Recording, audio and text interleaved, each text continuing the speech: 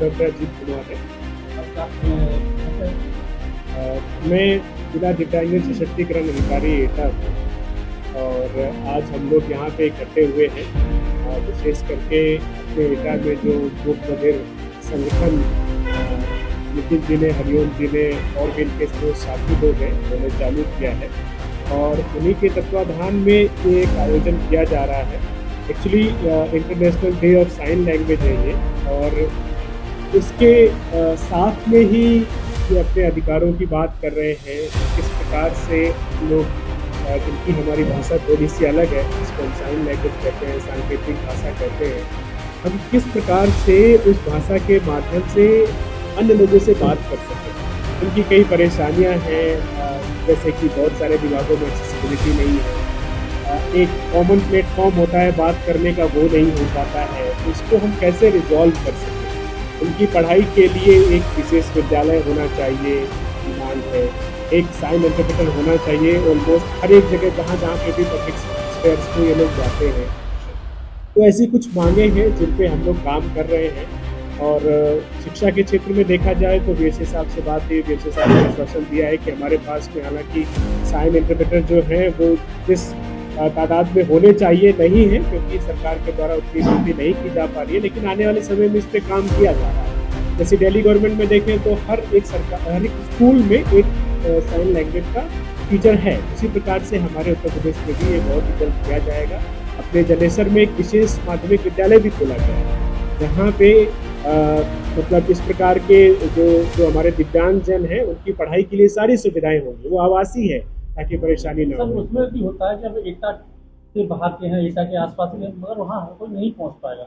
जिले पे एक अलग होता है। हाँ, एक्चुअली ये मेरे आने से पूर्व भी इसकी जगह निर्धारित की गई थी और शायद एटा में जगह नहीं मिली होगी, आसपास में जगह नहीं मिली होगी, क्योंकि इसको बनाने के लिए काफ़ी जगह चाहिए होती है और जगह नहीं मिली होगी आसपास में, इसलिए इसको जलेसर में बनाया गया होगा। तो कोशिश यही है कि जो सुविधा है, थोड़ी बहुत सुविधा है, उसका हम इस्तेमाल करें। और हालांकि जैसे लखनऊ में है, पास में बरेली है, अपने वहाँ पास में आगरा है, यहाँ पे बहुत सारी सुविधाएं दी सर जाती हैं। जैसे कि और भी विभागों में लोगों को काफ़ी परेशानियाँ आती हैं, उस पर आप कहेंगे जैसे ड्राइविंग लाइसेंस है, स्वास्थ्य विभाग है, आप किसी भी क्षेत्र में आप चले जाइए तो इनको आज ज़्यादा तो परेशानियाँ आती हैं, क्योंकि इनकी भाषा कोई समझ नहीं पाता, ये समझा नहीं पाता, सही। इनको किसी चीज़ की सुविधा नहीं मिल पा रही। उस पर आप क्या कहेंगे? हमारे जिले में जिला स्तरीय दिव्यांगता समिति बनी हुई है। तो उस जिला स्तरीय दिव्यांगता समिति में हर एक विभाग के लोग शामिल हैं और हमारे दिव्यांगजनों में से कुछ दिव्यांगजन हैं जिनको उस समिति का सदस्य बनाया गया है।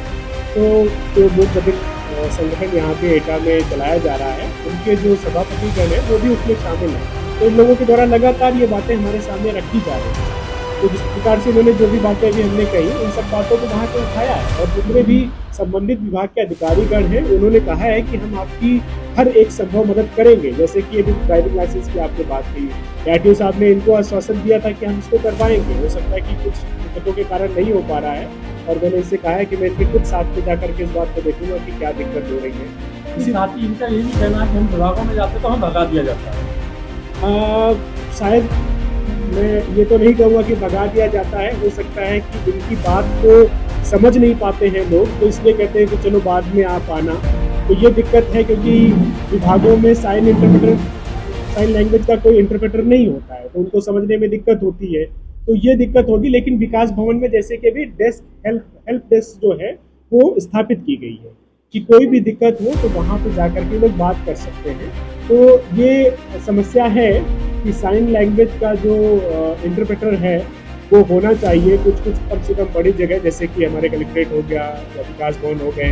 तो इस पर हम बात करेंगे और इसका समाधान निकलने की कोशिश की जाएगी। फिर जिलाधिकारी महोदय से अगर आदेश किया जाए, उनके लिए हर विभाग में या कहीं भी एक आदमी अपॉइंट किया जाए, तो भी ये समस्या है जो आपको समझा उसके बाद नहीं, जरूर इस पर बात करेंगे। जिला स्तरीय दिव्यांगता समिति में अगली जो बैठक होगी उसमें इस मुद्दे को रखा जाएगा कि किस प्रकार से हम साइन इंटरप्रेटर जो है उसके, मान लीजिए कुछ अगर लोग हमें मिल जाते हैं तो कुछ खास जगह जहाँ पे बहुत ही ज़्यादा इनकी ज़रूरतें होती हैं, तो वहाँ पे अगर उनको किसी भी तरीके से कुछ विशेष घंटों में भी अगर हम नियुक्त कर सकें ताकि इनकी समस्या का समाधान हो सके, तो बात करेंगे।